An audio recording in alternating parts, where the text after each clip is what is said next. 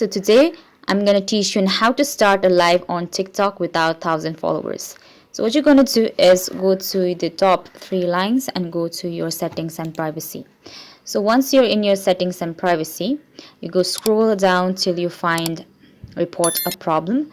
Click on that, and then after you just go ahead and search bar, just write and tap how to start a live. So once you've done it, let's click, there are several articles, let's click on the first one, and over once you do that, you're gonna see a page and you're just gonna scroll down and click on no, then click on need more help. Over here in your feedback page, you will just write the problem over here, other, and then after just write I do not have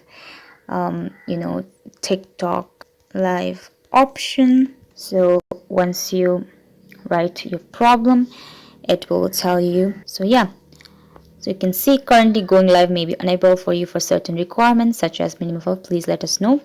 So once you've done here, you have required, so it will tell you what to do and you're run. Thank you so much for watching.